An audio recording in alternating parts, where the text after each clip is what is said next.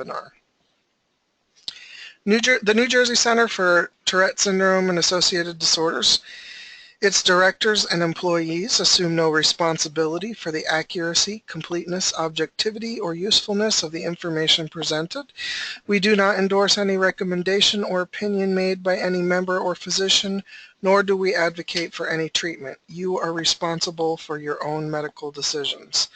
Now, I'm going to turn over the introduction of our speaker to Martha Butterfield, the webinar coordinator of NJCTS. Marty?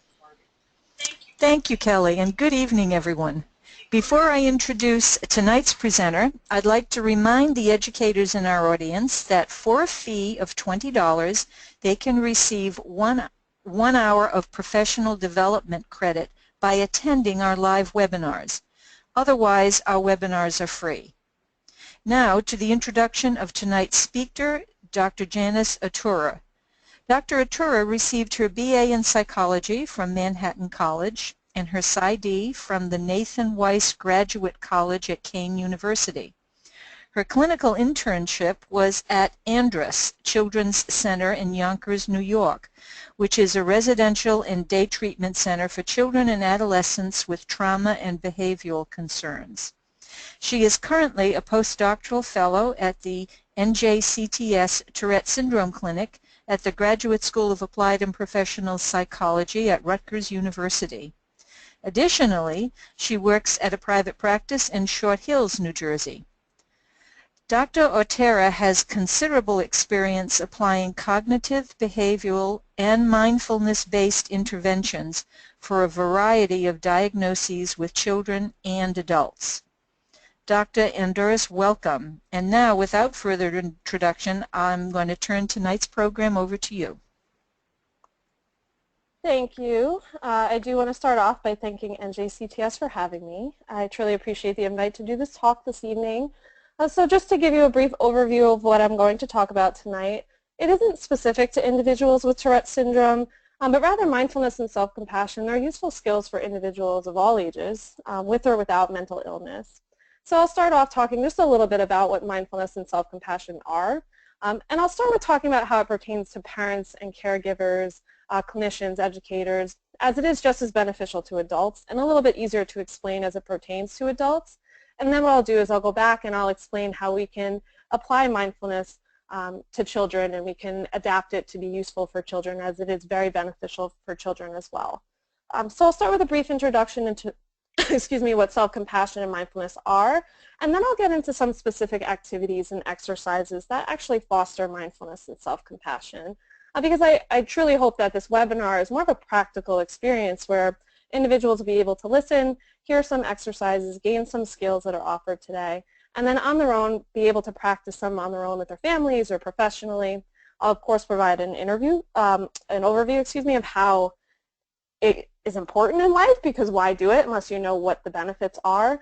But if there are interests that sparked in anyone, there's a great deal of research and readings on mindfulness and on self-compassion that are out there. There's a growing body of research as we gain more understanding of what the benefits are, and I'll make some recommendations for resources as well at the end. So in starting with self-compassion, as defined by Kristen Neff, who's the leading psychologist in self-compassion research, she describes self-compassion as self-kindness and understanding toward oneself when experiencing negative events. So often we're better able to be kind to other people than ourselves. And so what self-compassion is doing is it's allowing us to develop a warmth and understanding toward ourselves when we're suffering or when we're feeling inadequate. It's recognizing that imperfections and difficulty, they're inevitable. Unfortunately, they're part of life. And fortunately, they're a part of life, which I'll get into a little bit more. And so self-compassionate people can really be gentle with themselves when confronted with painful experiences. Common humanity is viewing oneself as part of the larger human experience and realizing that everybody goes through difficult times.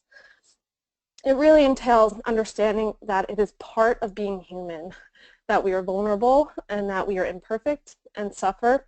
And so it's gaining an understanding that as part of being a person, we have to suffer sometimes. And that allows us to ease a little bit into being kinder to ourselves when we're experiencing one of those events. And then also mindfulness, which I'll get into a little bit more as it's a bigger component of this webinar. But keep in mind that mindfulness is a component of self-compassion. So what is mindfulness? According to Jon Kabat-Zinn, who studied Buddhist principles, and he went on to develop the mindfulness-based stress reduction program, mindfulness is awareness that arises through paying attention. It's on purpose, it's in the present moment, and it's non-judgmental. So it's a lot of components, so let me break that down a little bit more.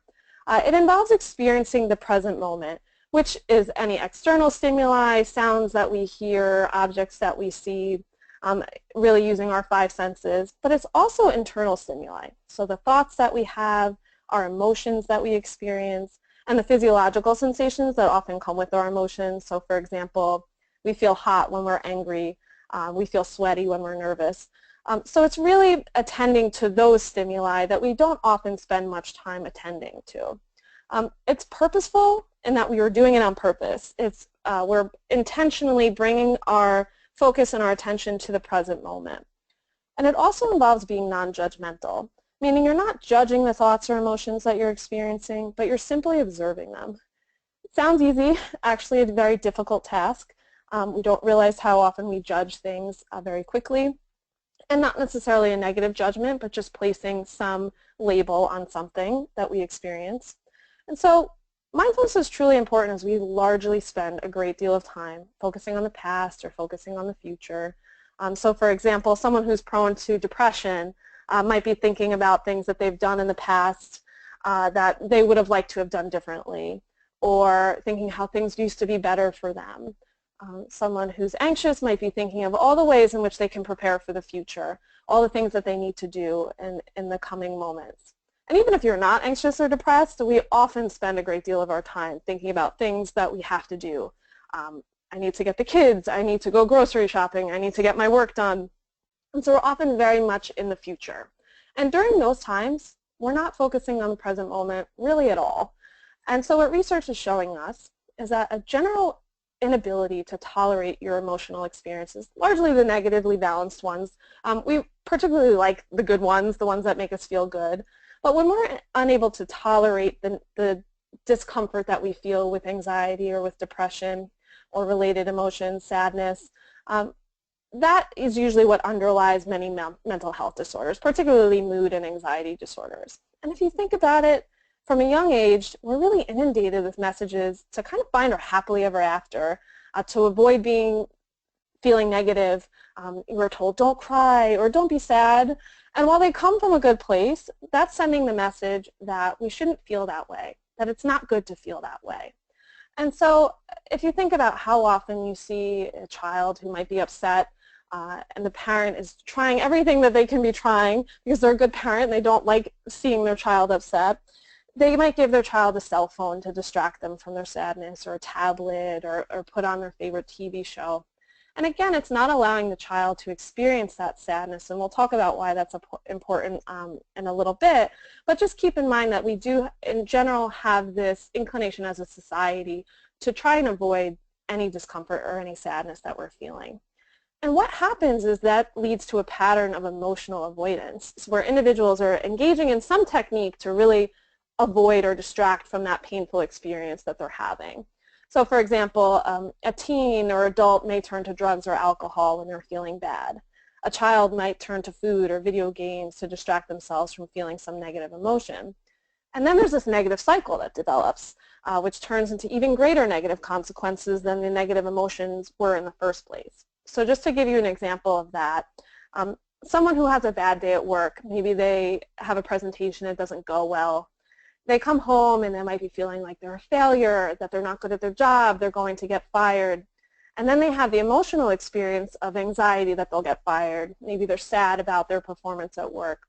And so what do? They don't like that feeling, and so they try to get rid of it. So maybe what they do is they grab some alcohol to try and numb that experience for themselves.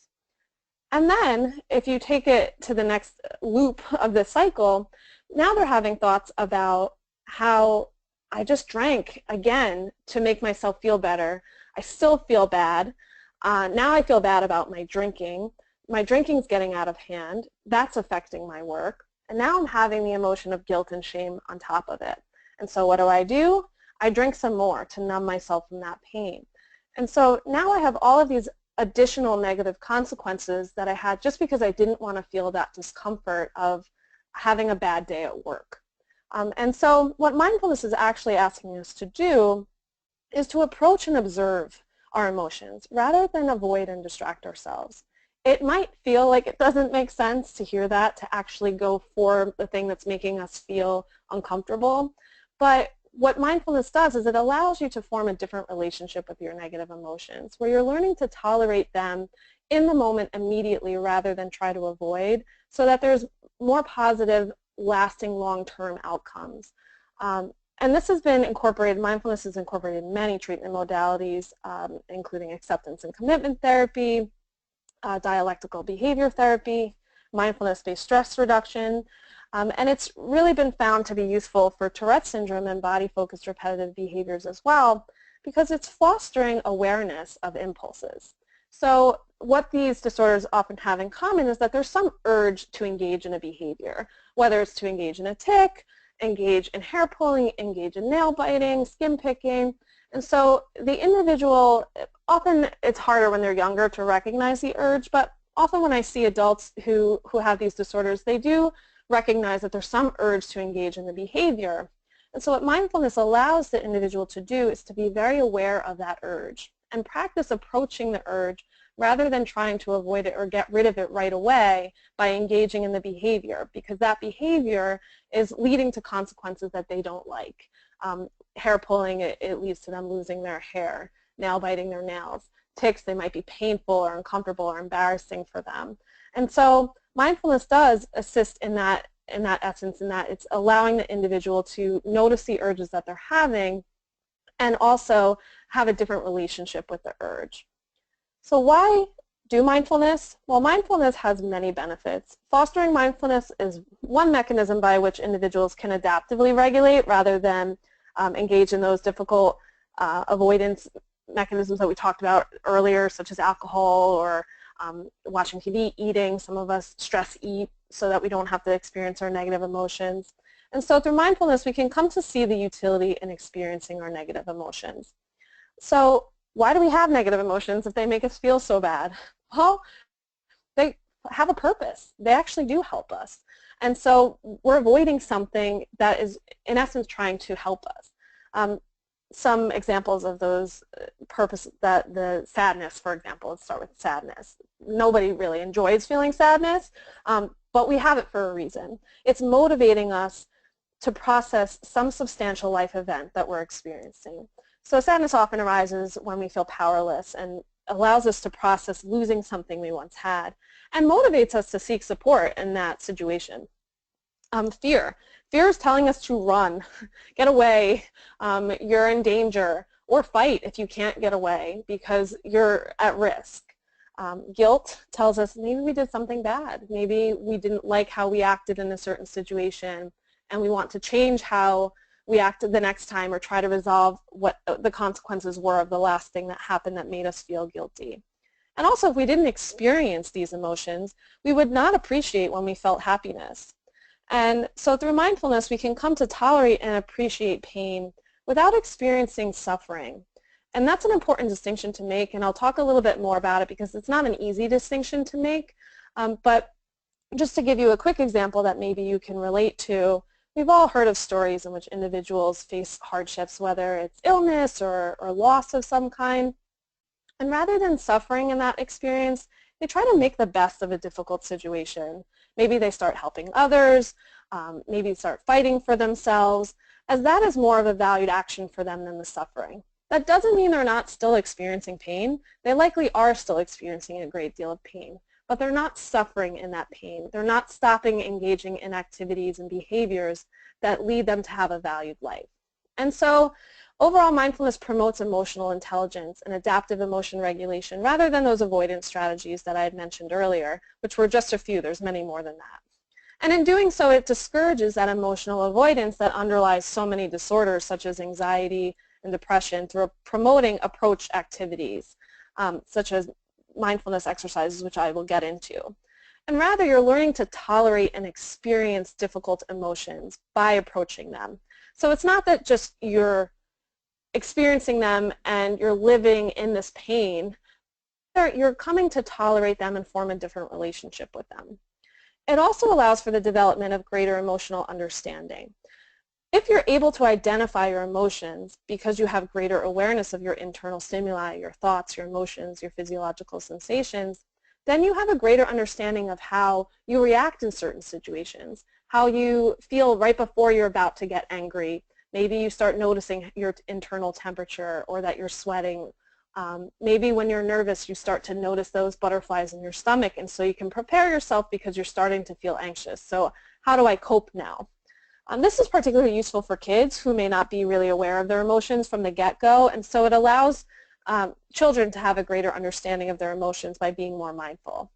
It improves attention and concentration because it's purposeful, because you're actually intending to put your focus into something specific, which you'll probably understand a little bit better when you hear about the specific exercises. But research has shown an improvement in attention and concentration. It also teaches effective methods of coping with stress and ruminative thoughts, which is why it works so well with anxiety and depression. So it also in turn alleviates those symptoms because you're coping with your stress rather than avoiding experiencing it. Research also shows improvements in sleep quality due to that stress reduction. It's not necessarily the intention of mindfulness, but it's a nice side effect sometimes. There are exercises that are more consistent with improvements in sleep because you're focusing on your present moment awareness. If your emotions while you're engaging in the exercise aren't emotions that may feel comfortable, such as happiness, if you're doing a mindfulness exercise and you're really noticing your anxiety, the side effect might not be improved sleep that night, but overall people who are more mindful in general have better sleep quality because they're not ruminating as often and they're not getting so caught up in their distress. It also leads to improvements in executive functioning, cognitive control, working memory, and psychological flexibility.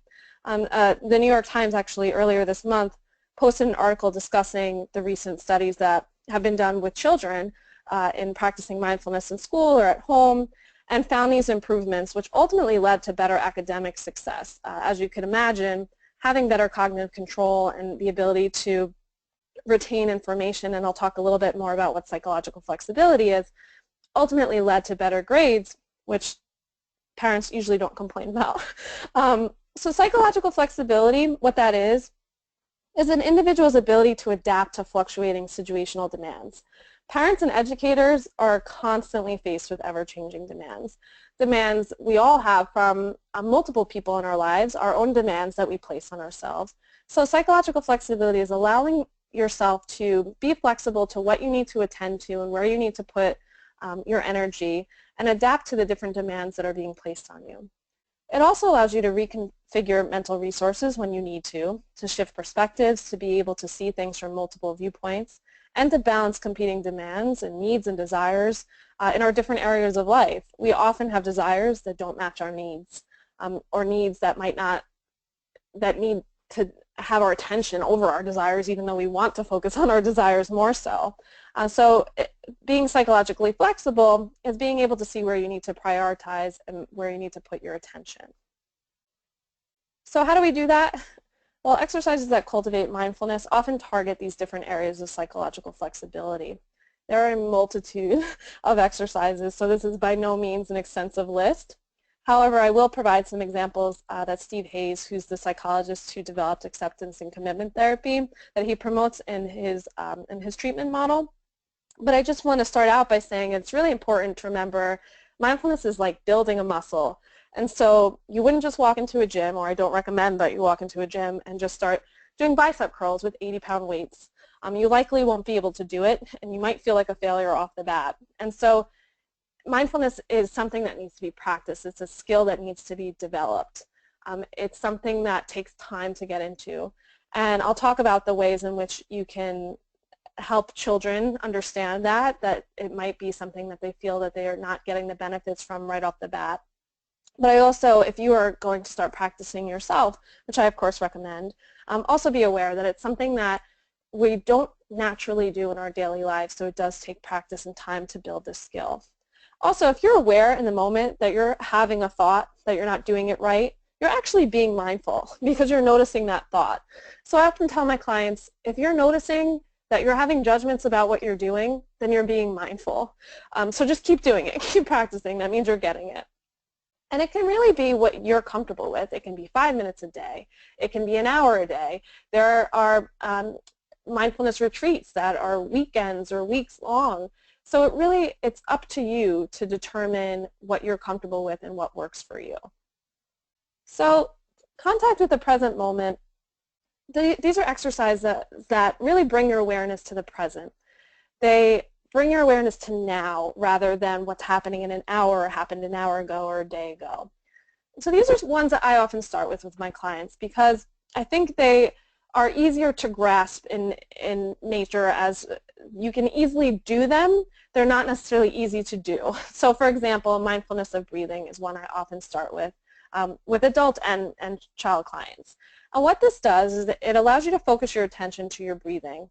When the mind starts to wander, because that's what our minds do, and they will, you'll start going to that place where you're thinking about what you need to do later. You're just practicing bringing your attention back to your breath. The nice thing about your breath is it should always be there with you. And so there's no reason why you can't do it wherever you are. So if you have 5 minutes, you're sitting in the car and you're waiting for your kids to get out of school, you can stop and do a mindfulness of breathing exercise. And often individuals will start to notice their judgments, and again, that's practicing that awareness. If you're noticing your thoughts that are coming up, if you're noticing the judgments that you're making, then you're doing it. You're being mindful. Depending on your comfort level, you might want to keep your eyes open. If you do keep your eyes open, I often suggest that you just find a spot on the floor or in front of you that you kind of lose your gaze into. A lot of people feel more comfortable closing their eyes. You can sit, you can lie down. Again, it's your practice, so you can do it the way that you feel most comfortable doing. Often a side effect is relaxation. It's, again, not the intention, but it does happen at times. Mindfulness of sounds and smells and textures are other exercises similar to mindfulness of breathing, where you're just observing the stimuli around you. So sometimes it's easier to start with external stimuli, especially for kids or someone who's not so comfortable with their internal stimuli. And so these are some exercises that I might do with someone who doesn't feel very comfortable approaching some physiological sensation or some of their emotional experiences. So this is also a great practice for describing rather than judging, which you might notice your judgments, but again, that's being mindful. So you might listen to the sounds around you when you're sitting outside, notice any smells that you're bringing in when you're outside, textures of different objects, of your clothes, something around you. You can use a stuffed animal with kids. So it's just really practicing being in the moment, experiencing whatever is in front of you in that moment. Mindful eating is, if you think about eating, it's really a mindless task. It's something that we are often doing as we're doing something else. We might be watching TV and eating, talking to somebody and eating, working and eating, right? And so mindful eating is attending to the process of eating. So rather than just eating a whole bag of chips and then you don't even realize that you finished a whole bag of chips, it's really experiencing what the sensations are of eating, the smells of eating, really getting into that experience and approaching that experience of eating. And it's fostering awareness to the process of eating by focusing on the smells, the taste, any sensations that you experience. There's a common raisin exercise where individuals describe a raisin non-judgmentally, which is really difficult. Raisins often, people feel like they look really odd, and so that's a good practice for that non-judgmental experience. Can I look at this raisin and just observe its characteristics, observe that it's purple, it's wrinkly, and not make judgments about that raisin? And then eat it mindfully. So what does it taste like? What does it feel like on my tongue? Describing objects mindfully is very similar to what I had talked about earlier with textures. So it's really just practicing that non-judgmental aspect of how can I just look at an object and just describe it as for what it is and not get tied into my thoughts about that object. Mindful walking is one of my favorites to do. So this would be when you go for a walk and you notice the nature around you, notice the sounds around you, notice the physical sensations that you experience as you're walking. Sometimes individuals prefer walking barefoot outside, experiencing what it feels like to have your feet touch the ground. And notice any internal reactions, any emotions you're feeling as you're walking, any thoughts that come up. And it's just, again, bringing yourself to the present, what's happening right now.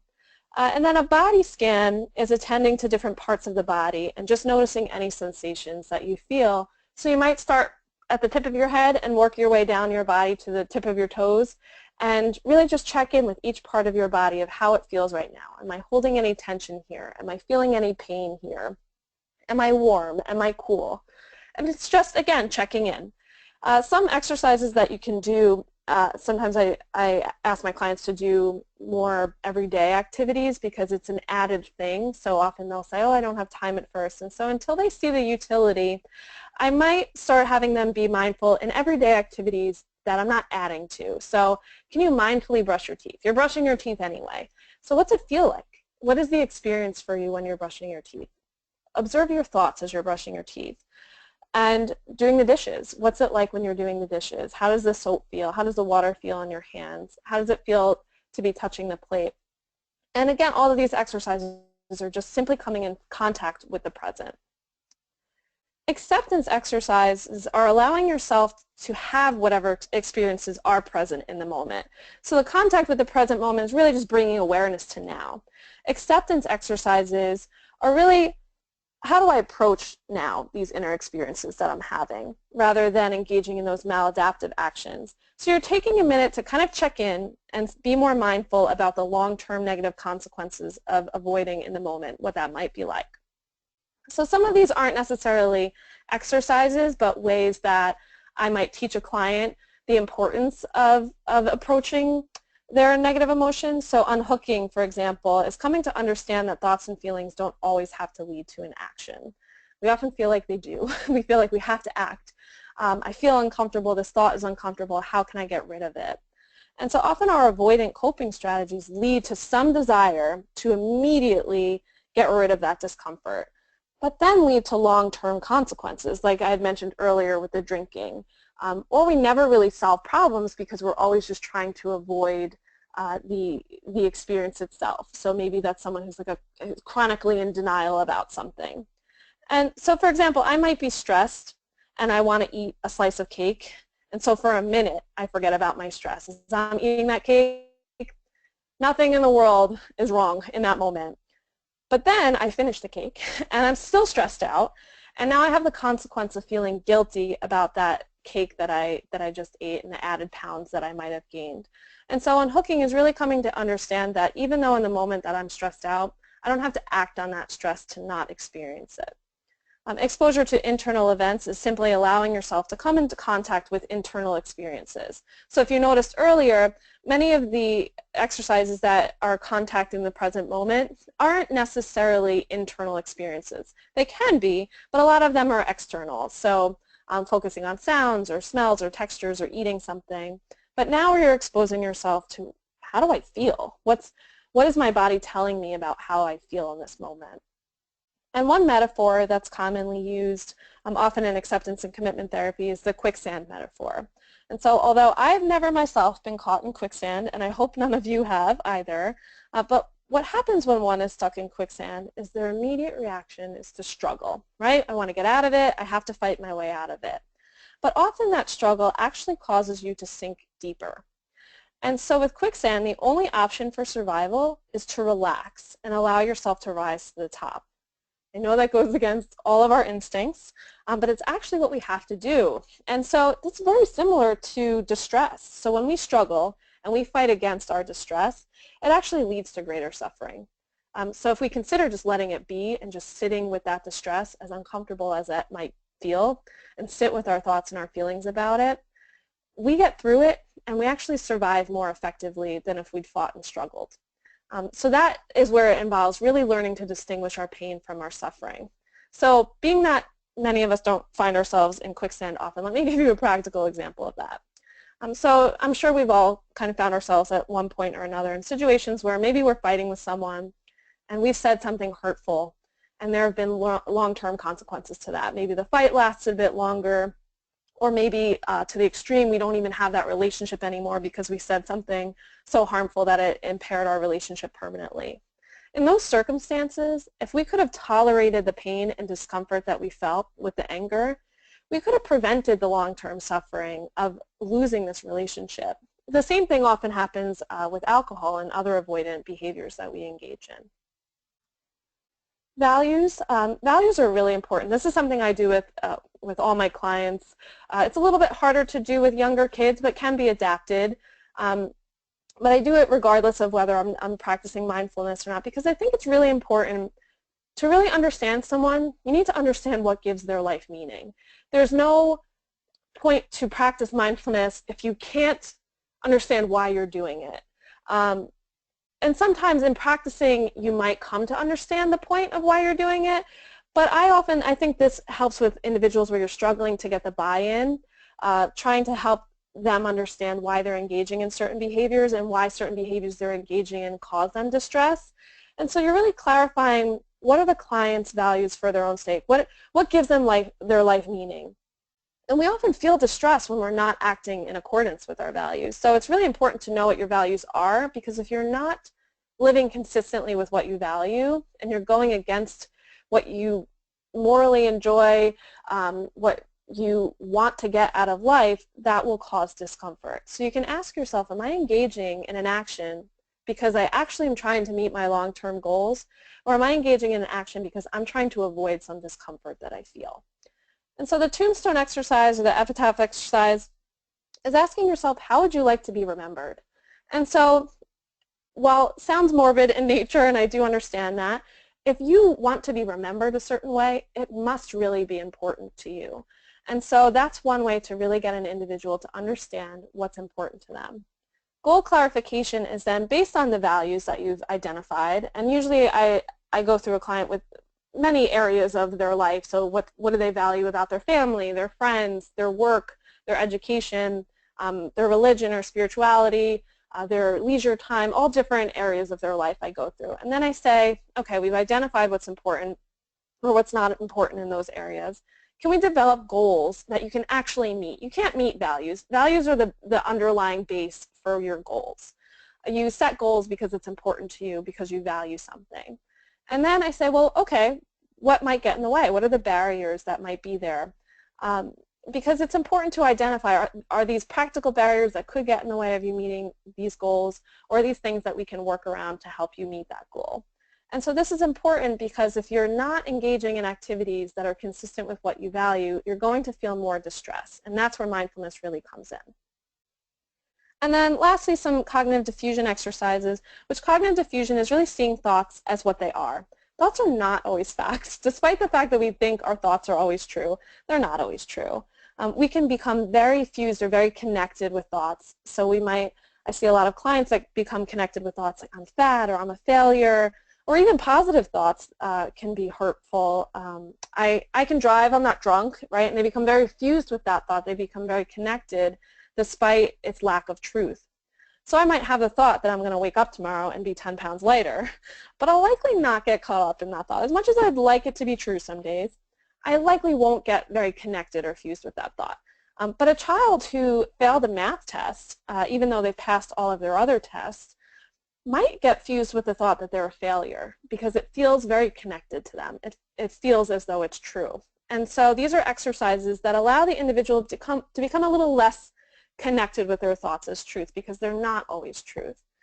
And one way to do that is through the observer mind. This is where you treat the mind as an external object, where you're kind of disconnecting from your thoughts because we actually have less control over them than we like to think.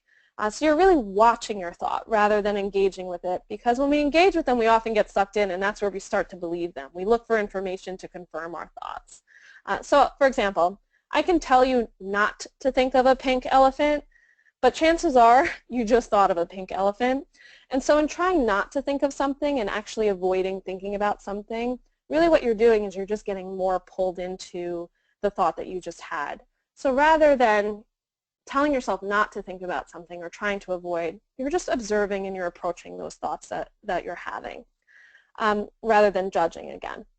Mental appreciation is saying, thanking your mind for a thought. So if something painful or hurtful arises, like I'm a failure or I'm fat, you might just thank you mind for that thought. And that's because we don't have a lot of control over our minds, and so our minds are great. They do a lot for us. They allow us to do wonderful things, and so we can thank our mind for being able to share that thought with us and be able to be so great, but also it's taking away a little bit of the power from that thought. It's thanking the mind for throwing it out there, but we don't necessarily have to get pulled into it. Leaves on a stream is another great exercise that allows for this. So I like it because you can picture your own stream, so it involves imagery. You can picture a really nice stream that wherever you want, whether it's in the woods, and then kind of tailor it to what the client likes, what you think they would benefit from. If it's a child, you might not do leaves on a stream, and I'll talk about a variation of this, but this is another great exercise to adapt for kids, where you can start pulling them away from their thoughts so they don't become so connected with thoughts that are hurtful to them. And what you're doing is any thought that comes up, you're putting it on a leaf and you're sending it down the stream. And you're just observing it as it goes down the stream. And there might be thoughts that you're more connected with that come up over and over again, but over time it'll happen a little bit less. And even if it doesn't, you're simply watching it float away. So again, you're practicing that disconnection from the thought that you're having. So overall, and again, this is not an exhaustive list, these are just exercises that they focus on these different areas. There are more exercises within these areas, but you can tailor it to whatever you want. You might feel like, as if I was going through that exercise, oh, I don't think that's something I would like. I always recommend trying it. It always feels a little odd at first because it's not something you're used to doing, but you might do an exercise and feel, wow, that was more useful than I thought. Or you might do an exercise and say, I don't know if that was really helpful. I always recommend trying them at least twice. And you can tailor, so if there's something you really like or you feel like it was really helpful, then you can do that. That can be part of your daily practice.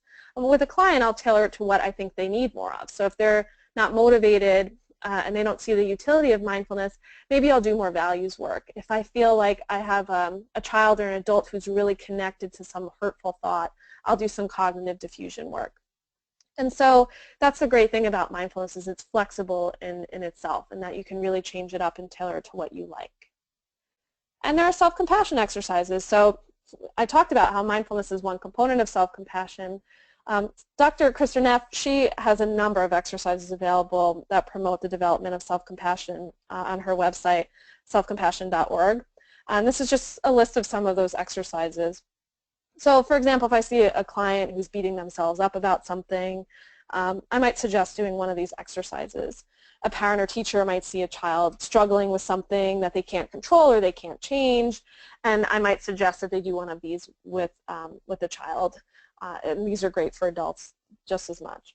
Guided meditations are really where the clinician or a parent or another, it could be an audio recording, it could be a script that you're reading. Some guided meditations are really great, especially for beginners who might not know where to start. And one of those exercises is a loving kindness exercise where you're bringing to mind some struggle. And you're bringing it to mind from a compassionate place. So first, let me start out by saying that in order to be self-compassionate, we need to be aware that we're in a moment of suffering. And ask ourselves if we can be gentle with ourselves in this moment, which involves that mindfulness. So that's where they're connected and being in touch with that internal experience. And again, it's easier to be compassionate toward others than ourselves, so we might start there first. We might bring up somebody else's struggle and bring compassion to their struggle before moving on to our own struggles. And one way to do that is the how to treat a friend, how would you treat a friend exercise. This is a great one that I do with kids because they tend to understand this a little bit easier. But if your friend was struggling with the same struggle that you had and they came to you, would you tell them all of the hurtful things that you're telling yourself? Or would you tell them that their struggle isn't justified or their feelings aren't justified? How would you treat your friend? And can you use that to figure out how you can treat yourself in this moment? Compassionate writing would be if you write a letter to yourself about an issue from a place of compassion and acceptance. The criticizer, the criticized, and the compassionate is really experiencing these different aspects of yourself within that struggle from these perspectives. So if you were the criticizer, what might you say in the situation? If you were the one being criticized, what would you say? How would you feel? And then how can you be the compassionate one in the situation? Changing your critical self, it's kind of reframing our self-critical observation. So how can we take what we're thinking about ourselves in this situation and reframe it in a friendlier way? And some people really benefit from keeping a self-compassion journal, which is keeping a daily journal to process the difficult events of your life. And again, from a compassionate place. You're not just listing necessarily all the difficult things that you experience, but how can you approach it in a compassionate way? So mindful children. Promised you I'd get here. So children experience many of the same benefits of mindful practice as adults. So I won't go over all of them again. So keep in mind that those that I went through earlier do also apply to children. They do develop better sleep habits. They often feel more connected to people in their lives, which is great. They display more gratitude. They have more appreciation. Because they're more connected with their emotional experiences, they feel more connected to those that have an emotional component in their lives. They have better academic performance, as I talked about earlier. They have more confidence in themselves and in their actions, which makes sense. If you're being more mindful and you have better executive functioning and planning abilities, you have more confidence in the problem solving that took place before you acted in some way. They just have better problem-solving skills if they're practicing mindfulness, as do adults, because you're more connected with your thoughts. You're more connected with your emotions. You're more connected with, oh, when I acted that way the last time, it didn't work out so well for me, and I actually felt even worse. So this time I'm going to do things differently. They also show greater resilience because they're able to acknowledge that their emotions are part of their experience as a human. Maybe not to that awareness level, but overall they've experienced anxiety before, they've gotten through it, and so they're more resilient when they experience some distress in their lives. They're also all around happier and more content because they're not engaging in avoidant regulation techniques. So how do I introduce mindfulness to a child? Not always an easy task. While I can tell you all the benefits and you might say, oh, well, that's great, I really could use this for me, kids don't often care. And so really the first step that I always recommend is that parents model mindfulness for the child. They develop their own mindfulness practice first, because you can't sell a child on the benefits unless you're practicing yourself and experiencing those benefits. You might want to start developing mindfulness as a family, so making it a family activity. So it doesn't feel like, oh, I just think my one child really would benefit from it. It's a whole family. As a family, we're going to try this. We're going to see how this works out if it helps us. And remember, change takes time. You may meet resistance. You will likely meet resistance, and that's okay. Eventually, they'll see the benefits, and I meet resistance with adults as well. It's not for everybody, and I do think that it's a little bit harder of a sell for kids, but I'll show you some ways to kind of make it fun for them so that they're more likely to do it regardless of not understanding all of the benefits. It also has benefits in creating more mindful parents. So if parents are more in touch with their present moment, particularly the moments that they spend with their children, they're spending their time with their child. They're not playing with their child but thinking about all the things they need to do for work. They're playing with their child. They're acknowledging their emotional experience as they're playing with the child. They might form a greater ability to tolerate their own discomfort when their child's feeling uncomfortable, when their child's feeling distressed. And they're also better able to acknowledge their child's thoughts and feelings without trying to change them, without telling them don't be sad, but rather just validating that I see that you're sad. It's really hard feeling sad. And so sometimes developing mindfulness as a family is one way to really introduce it to a child rather than just having one child do it. I also like to have a child understand the importance in relation to something they're interested in. So these are just the 3 examples that I've used before. So I had a client in the past that was really into sports, and he had severe ADHD and parents didn't want to medicate him, understandably, and so I thought mindfulness might be a great way to improve his attention and focus. And so I sold him by saying that there are many athletes that use mindfulness before a game, and I showed him an article, the football team that was practicing mindfulness together before their games, and they had went on to win the Super Bowl that year. Not that there's a causational relationship necessarily, but it was clearly something that they found useful. And that kind of got some buy-in for him to at least try it. Art is a very present activity. It requires a great deal of focus and attention. And so it's a very mindful action that you can, and I'll talk about some activities that that involve art. Academics, if a child is really interested in doing well in school, then you can sell them on the fact that this actually improves academic performance. I suggest keeping it fun. Do not use it as a punishment. Don't make a child stop watching their favorite TV show or not be able to go on a play date until they practice mindfulness. You just don't want to create that relationship with mindfulness. And then also start practicing in moments when the child isn't distressed. So not starting out necessarily being responsive to the internal stimuli. I mentioned this earlier. Maybe start focusing on the external stimuli, and then with more comfort and practice, start focusing on the difficult emotions that they're experiencing. And then maybe designate a place for mindfulness in the home, something that a small corner, or put pillows down, a place that's quiet, just so it promotes a friendly environment for mindfulness to be practiced. And then this is how we do it. So with all of that said, how can we adapt these exercises so that kids can enjoy them and at the same time experience the benefits? Again, these are just some examples of exercises.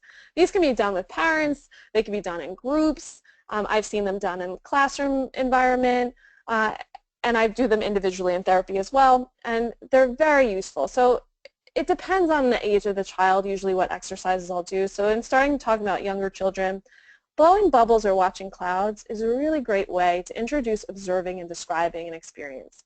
So you're building the child's ability to attend and focus. It's external, but you can still bring into the exercise the internal. So you can ask, how's a child feeling when they're watching the bubble blow away? They can put a thought into that bubble and watch the bubble float away.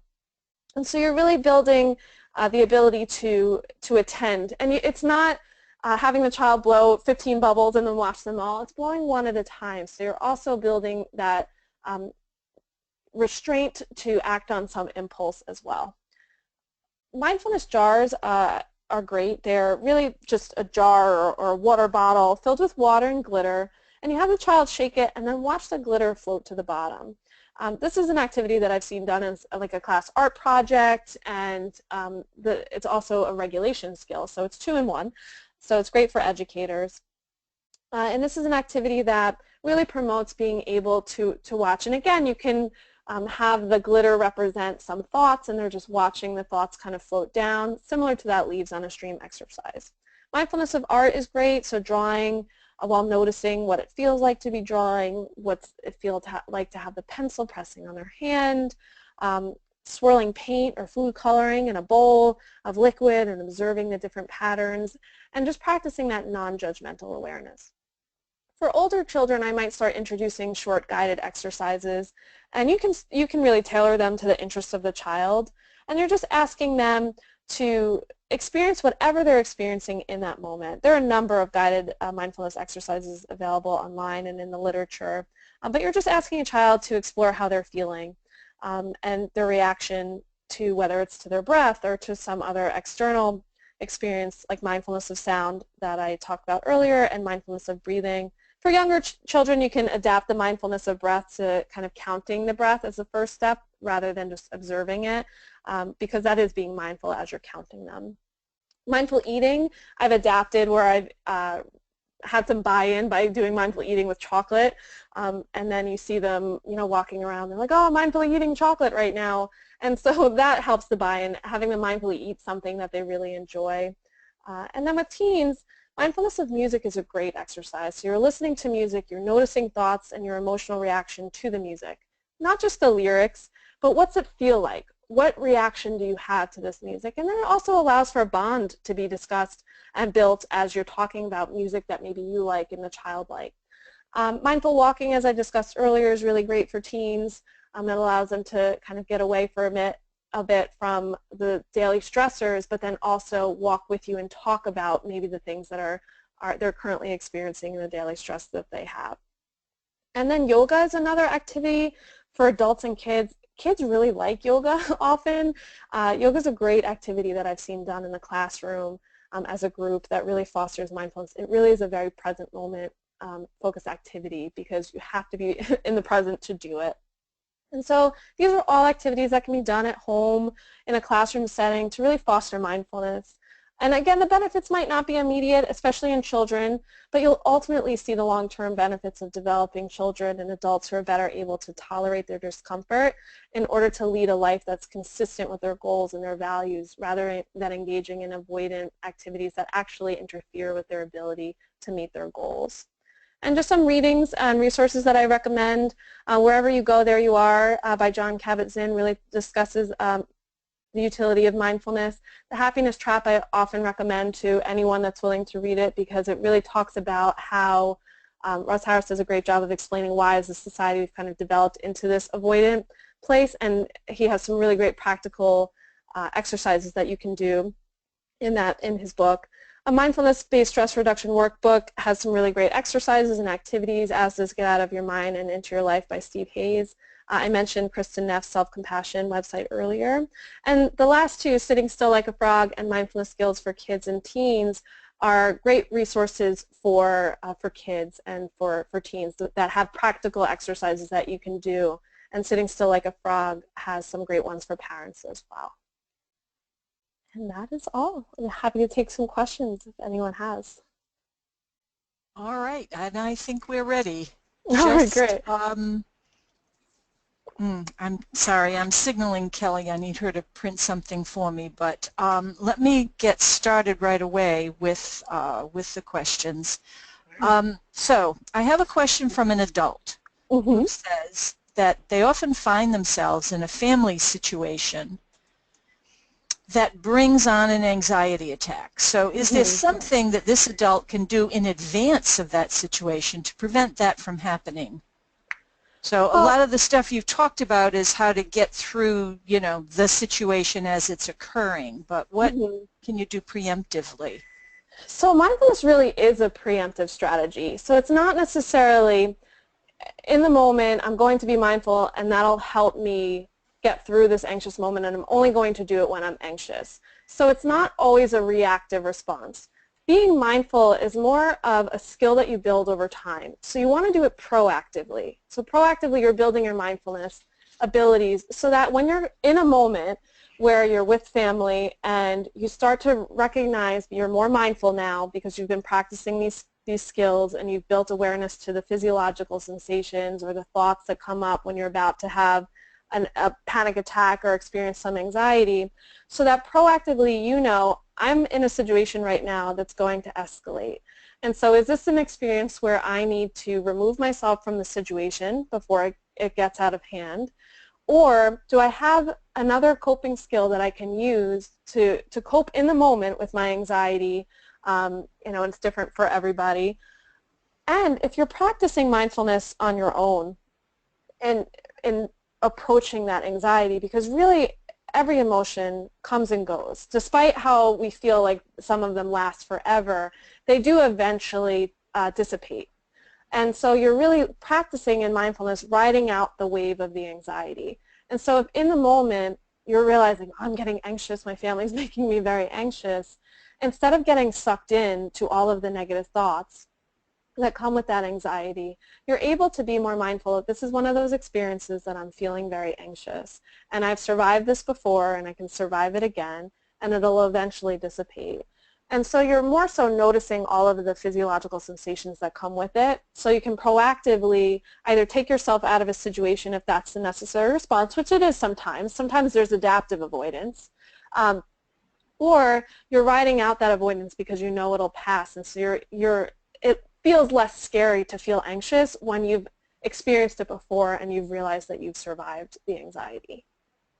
I hope that makes sense. I think that's easier said than done sometimes. Totally, definitely. Yeah. That's why I always say it really takes time and practice, and it's why you wouldn't start out. I don't recommend your first mindfulness exercise being that you're with your family and they're starting to cause an anxiety attack, and then, oh, let me practice mindfulness. You want to start when you're not distressed, because that's where you're building the tolerance to approach your emotions, and you're watching them come and go. And so then when you're in a moment where you are feeling those difficult, sometimes feel like they're intolerable emotions, that you're better able equipped to ride it out. Even, like I said, you're not escaping the pain that comes with anxiety or comes with depression. You're actually approaching it, but with you approaching that, it doesn't last as long because you're not suffering through it. Okay. You mentioned keeping a journal. Mm-hmm. So if a person uses a journal to write things that, upset them somewhat, are you using the journal as a way to rid yourself of those thoughts? I'm not sure if I'm asking this exactly Mm-hmm. right, but so what's the purpose of the journal? Because if you go back and reread those entries, they might make you upset again. So is the journal the way to kind of just expunge those feelings? So it really depends on how the person wants to use it. So it could be used the way you're describing that. It could be used in the sense of like the leaves on a stream exercise where you're writing it, and then if you never read it again, you're just kind of getting it down and letting it go. It could be used that way.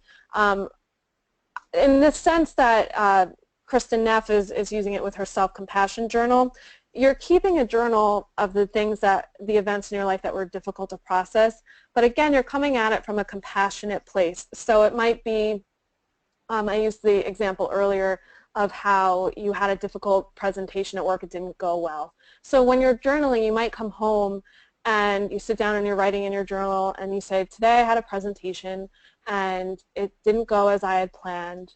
I had really prepared for it and I couldn't have known that this was how my boss was going to respond. And so next time, maybe I'll try to talk to my boss before the presentation to get an idea of what they really want. Or you're writing to yourself from a place of understanding of this happened today, but I couldn't have known that this was going to happen, or I couldn't have been prepared, or this is part of life. The struggle is part of life. And so it's that bringing in that common humanity and that self-compassion component in your journal. So you're not just simply writing, today was the worst day ever, I had a horrible presentation. Yeah, and then when if you go back and read that, you get nothing positive out of that. Right. But the way you just said it, here's what I would do, however you phrased it, this is what you could do the next time, then there is something good that comes out of it. Okay. All right, I get that. There are all sorts, you go into a bookstore these days, there are all sorts of coloring books for adults, and they're promoting them as stress relief, fancy colored pencils and all these elaborate coloring books, mostly for adults, but certainly for adolescents as well. Do you have an opinion about those? And I'm assuming that, of course, there would be constraints of coloring in between the lines, so maybe that would make some people upset, but what do you think of those as a tool? I love them personally. Okay. I talked about mindfulness of art, and depending on the person, some people find art to be a very great coping skill. It's something that relaxes them. It's definitely has better outcomes than grabbing a bottle of alcohol at the end of the day. So if you have a bad presentation and you're coming home and you want to do something to kind of take your mind off things just for a bit before you problem solve what to do next, or if it's a situation where you can't change it but you're feeling uncomfortable, there's no harm in opening up a coloring book. And yeah, there are lines, but you don't have to follow the lines. That's up to you how you want to color in that coloring book. Kids don't care. Kids will color all around the coloring book. We're the ones often telling them that, no, you have to color in the lines. And they don't have to. That's a choice that we make to color in the lines. So if you're experiencing in the moment, if you're sitting and coloring, it's a very present moment focus. If you're focusing on how the color looks as you're coloring it, the pressure with which you're pushing the pencil down as you're coloring, it's a really wonderful mindfulness exercise. And even if it's not being used to be very present, if you're doing other things at the same time, it might be a great relaxation exercise. So I think they're great. Okay, all right. This question's kind of drawing us back to an adult who finds himself in a family situation. So using that example of doing something in advance, is there something you could suggest for a child to do in advance of a situation that would have the child get upset, maybe a doctor's appointment, or I don't know, going to visit the aunt that's not a favorite aunt kind of thing. So, Mm-hmm. so is there a, you know, a kind of do ahead kind of thing that you could recommend for a child in that situation?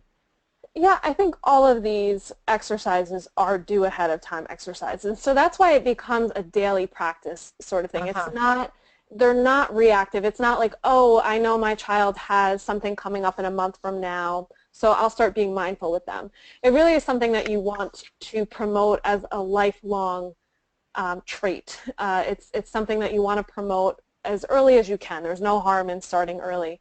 And so if there's something big that's coming up, you can, of course, do some mindfulness exercise about that thing that's causing them fear. If they have to go see Aunt Sally, and Aunt Sally always makes them anxious because she constantly asks them how they're doing in school, or if they have new friends and they don't like answering those questions, can you take them outside and say, okay, I know you're experiencing some anxiety about seeing Aunt Sally. Let's blow some bubbles and let's put those thoughts that you have about Aunt Sally in the bubble.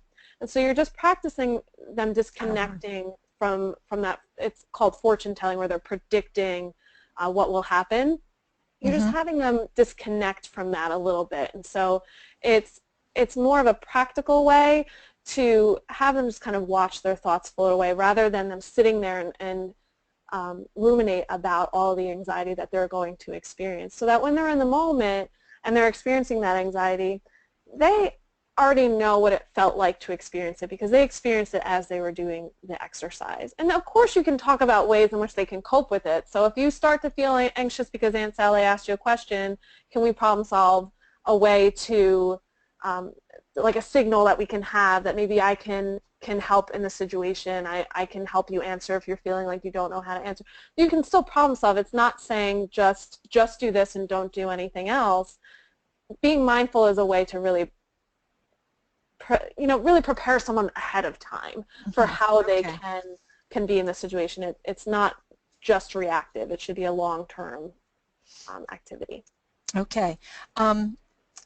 Many of the exercises you discussed require emotional intelligence. Do you find that it's difficult for children to engage in this activity? Depending on the activity. So some of the earlier ones that I do with younger children, it's definitely hard. It's hard for some adults to really grasp, and it's hard for anyone to really grasp at first. And it's just one of those things that once you start doing it and seeing the benefits, that it increases emotional intelligence. So you don't necessarily have to have it starting out. So some of the ones that you do with younger children aren't necessarily, it's not a requirement to talk about emotional experiences. So you can watch bubbles float away and not talk about how it feels and not talk about your thoughts, and just simply practice watching. And that's attending to the present moment and practicing those focus and attention skills. And then over time, as the child develops and they get a little bit older, they're already a step ahead because they were able to attend to something. And so now you're just asking them, instead of attending to the external, can we turn that and attend to the internal? And at the same time, you're probably doing some psychoeducation about emotions and what different emotions are and how they feel in different people. So they have an idea when they start to feel a certain physiological experience or have certain thoughts. Oh, wait, I remember that they had mentioned that to me. Maybe I'm feeling nervous, or maybe I'm feeling anxious, because they said sometimes you get butterflies in your stomach when you're feeling anxious. And they're already mindful because you practice being mindful, so they're more aware. So it actually builds that emotional intelligence. And you start out with activities that are more externally focused if the individual doesn't have a lot of emotional intelligence internally, while building those emotional intelligence skills. So that would put the child then in that case of noticing it when it happens and not having it overwhelm them. Right. Okay. Let's see what time it is. We have time for one more, and have a question about understanding the difference between self-compassion and mindfulness. Can you just talk about that a little bit? Sure. So self-compassion includes mindfulness. So they're not mutually exclusive. Mindfulness is one component of self-compassion. So mindfulness is essentially where you're being aware, you're being present, you're in the present, you're aware of some experience that's coming in to any of your five senses, any internal experience that you're having. It's non-judgmental, meaning that you're simply observing it. You're not engaging with it necessarily. It's just being here in the now and experiencing the here and now, not avoiding it. Self-compassion includes that. So that's part of being self-compassionate. But with that also is this understanding for what it's like to be a human and to experience. It's great being a human. It's great having life. It's a wonderful gift that we all have. But with this wonderful gift often comes struggles, and we're vulnerable to illness and to stressful life events. And so it's being compassionate to yourself. We're so good at being compassionate to others often, but we're not so good at being compassionate to ourselves. We're very hard on ourselves. Why did I fail at that report? Why did I say that? That was so stupid. How could I have said that? And so it really is being mindful that you're in a moment where you're struggling. And that's part of the human experience. So again, you're not alone in it. You're not the only person that's ever failed at a presentation. And that often makes us feel good. We feel validated that we're not alone in some experience. And then also, how can I come at this from a place of understanding for myself? I can understand why somebody else is struggling. So can I understand why I'm struggling? And can I have some gentle approach to my own suffering rather than being so harsh with myself? Does that make sense? I know it's a difficult thing to differentiate because one does encompass the other, but you have to be mindful of your experience in order to be self-compassionate to yourself. Well, the additional information has certainly clarified it for me. Thank you. Good. And I think we're going to wrap it up here at this point. We've gone a little over. I'm going to thank you, Doctor, for your presentation tonight, and I'm going to turn this back over to Kelly for a wrap-up. Thank you for joining us on our webinar on mindfulness. There is an exit survey which we need everyone attending to fill out. The webinar blog is open and available for the next 7 days on the NJCTS website for any additional questions that were not covered in tonight's presentation. The website is www.njcts.org.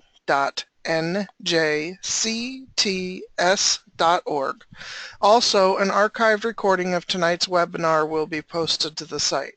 Our next presentation, Play Therapy, How Can It Help My Child, will be presented by Colleen Daly Martinez and is scheduled for next Wednesday, June 1st, 2016. This ends tonight's webinar. Thank you, Dr. Autera, and thank you for your presentation, and thank you everyone for attending. Good night.